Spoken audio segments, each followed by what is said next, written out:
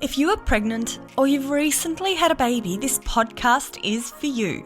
I am your host, Kath Bequee, a physiotherapist working in women's health and mum of 3. Join me each week as we dive into all things pregnancy care, childbirth and postnatal recovery, helping you have a wonderful pregnancy and afterbirth experience. And don't forget to hit subscribe so you don't miss any episodes.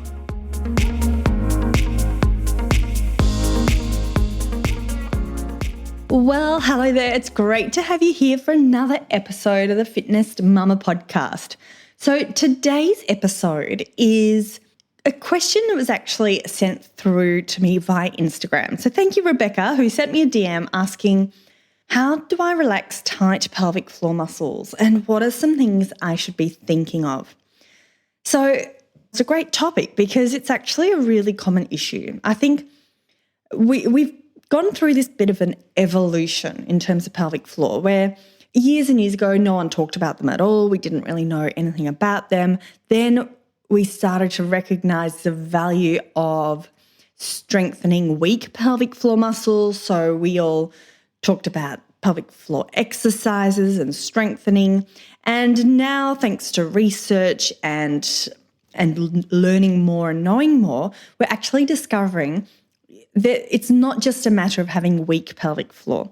And there's actually quite a lot of women who have what we call overactive pelvic floor muscles or tight pelvic floor muscles, and those situations where we need to be able to relax them. So overall, to have functioning, healthy muscles, it's like any muscle in the body. We want them to be strong. We want them to be relaxed. It's just like our bicep muscles or our neck muscles. If our neck muscles were turned on and activated and tight, we would probably start to develop head and neck pain.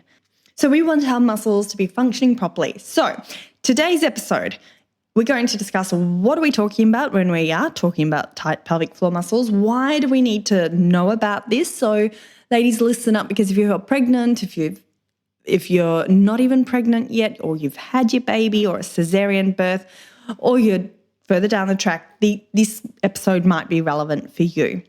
We're going to discuss when to relax or when we need to be focusing on this relaxation side of pelvic floor muscles, and also we're going to go into the how, the practical side. So let's dive in. But before we do dive in, I would just love to invite you to join us inside Fitness Mama. So reclaiming your pelvic floor, core and strength safely is the most effective way to care for your body confidently during and after pregnancy. And all of this is available with Fitness Mama.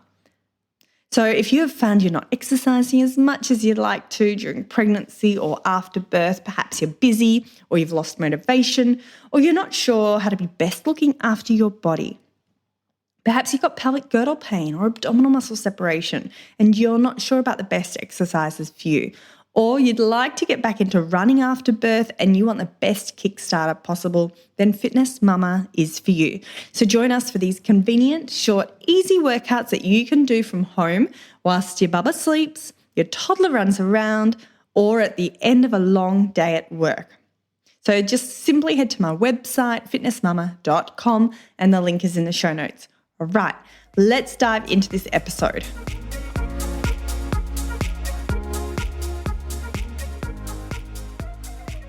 Okay, so like I said at the start, our pelvic floor muscles is part of our core. It's a part of our pelvis, and it's one element that we want to be functioning well for so many different reasons.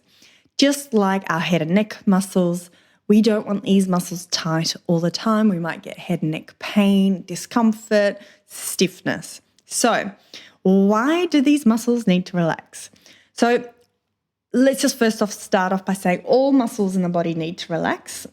We all have muscles that need to activate at times and then relax at times. So muscles might be weaker after having a baby, or sometimes they're overactive, and sometimes you can actually have overactive and weak pelvic floor muscles.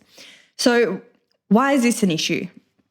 Okay, so if you've got any issues with sexual pain, so pain during intercourse, difficulty emptying the bladder or bowel, so constipation, or perhaps you've got coccyx pain or back pain. These are some red flags, I guess, something that might indicate pelvic floor muscle overactivity, and it would be worth touching base with your healthcare provider. And I do actually have a free checklist. Check the show notes. It's at fitnessmama.com/checklist.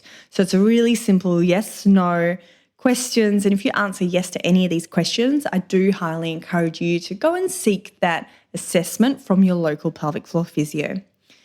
But it might also be that some other, I guess, populations within our society that have higher levels of activity in the pelvic floor muscles might be athletes or people that do a lot of exercise.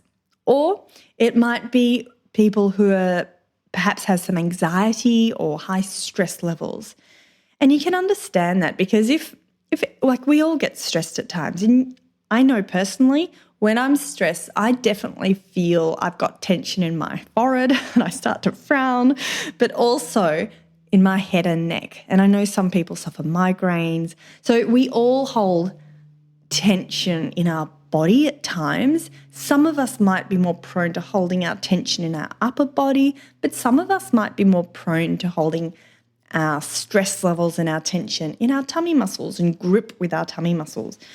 So, and having said all that though, sometimes we can't identify, like someone will come and see me in the clinic and there's no clear reasons why someone might have overactive pelvic floor. Like there's not necessarily a reason or there's no known cause. So when do we want to relax these muscles? We want to relax these muscles when we're opening our bowels. Like we don't want them to be overactive during sex. We don't want them to be overactive during the day so that it causes any pain, like coccyx pain or back pain.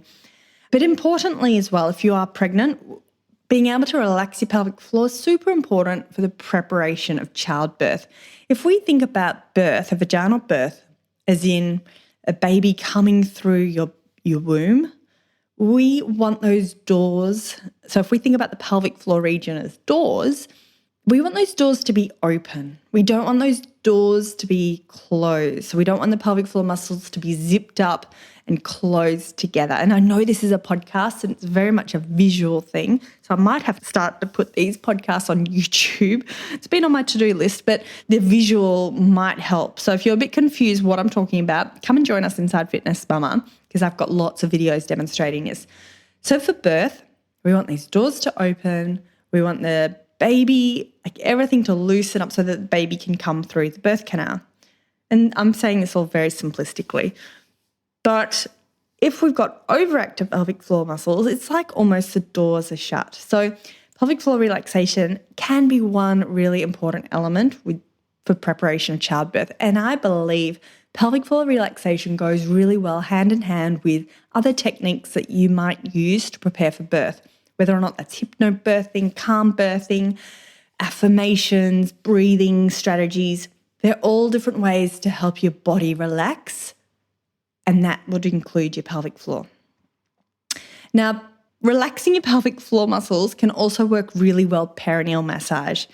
So if you can't relax your pelvic floor, completing perineal massage, it's sort of like trying to open a locked door.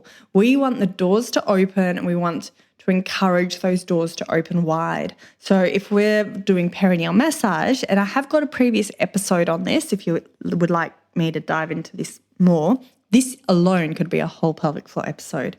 But if we are doing perineal massage, it really helps to do that in conjunction with pelvic floor relaxation. And it might actually be really helpful if you do have overactive pelvic floor.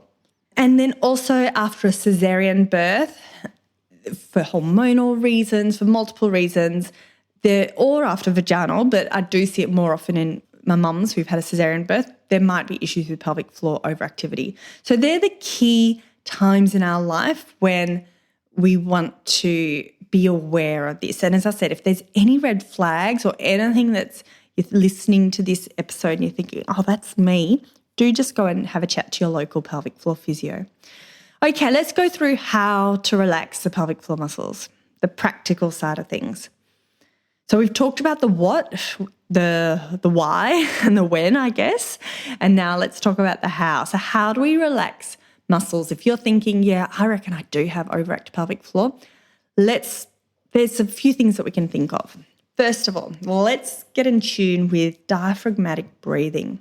So popping your hands on the bottom of your rib cage, and as you breathe in, feel your rib cage expand, and then as you breathe out, feel your rib cage fall. So beautiful deep breaths that involve the lower part of your rib cage. Visualizations can help. So imagine ripples in the water, or stay with me here. If you're standing above a pond and you drop a pebble into the pond, you know how the ripples come out? So that can be a really nice way to think about relaxing your pelvic floor. Or if you think about a flower bud that's blooming. So you think about the blooming of a flower, and that flower is your pelvic floor. So that opening up. They can be some nice visualizations. Whole body relaxation can work wonders. Abdominal relaxation, so letting your tummy drop and flop. Often if we're gripping and holding in our tummy muscles, then you might be holding in your pelvic floor at the same time. So really letting your tummy drop and flop. I love to encourage a body scan. So this might be a 10-second or 5-second body scan. You start from head to toe. So let's all do it now. So find yourself in a comfortable position if you can, even if it's standing, that's fine. Take your focus to your forehead and letting any muscle tension in your forehead melt away. And your jaws, letting your jaws soften and open, letting your mouth open, letting your neck and your shoulders release. Nice soft arms, beautiful soft breathing, letting your tummy drop and flop, letting your pelvic floor release. Feeling your glutes and your bottom muscles and your thighs soften and melt away. And down to your feet and your calves, and letting your toes soften, curl, relaxed. So that's a quick body scan. It really didn't take that long at all. And you're just going from head to toe. And you might notice, the more you do this, you might notice that you hold muscle tension in certain parts of your body. So for me, I know I hold it in my forehead and my jaws. And so once you're aware of this, then we can work with it. Also, with this relaxation of the pelvic floor, we want to do this in a calm and relaxed environment. There's no point in trying it when the kids are having a tantrum, or your baby's really upset, or you're really stressed with work. Like, wait until there's a bit more of a relaxed, quiet, calm environment for you to try this. And the other place that we can try it on a regular occasion is when we're opening our bowels and we're doing a wee. We want everything to be relaxed. We should never feel like we're pushing or straining when we're opening our bowels. We're relaxing all those muscles and just letting nature have its course. So to finish off with, we've talked about what overactive pelvic floor muscles are. We've talked about why they're important to recognize and treat. We've talked about when is a good time to do this. So in the lead up to pregnancy and recovery as well. And we've talked about how to relax our overactive pelvic floor. So be sure to download the pelvic health checklist that I talked about, the simple yes/no answers that will literally take you 2 minutes to complete. So that's at fitnessmama.com/checklist. And also join us inside Fitness Mama if you'd like the support for your pelvic floor, your pregnancy exercise, preparing your body for birth and recovering after birth. We include a lot of pelvic floor information. At the end of every single workout, we've got a combination of strengthening and relaxation.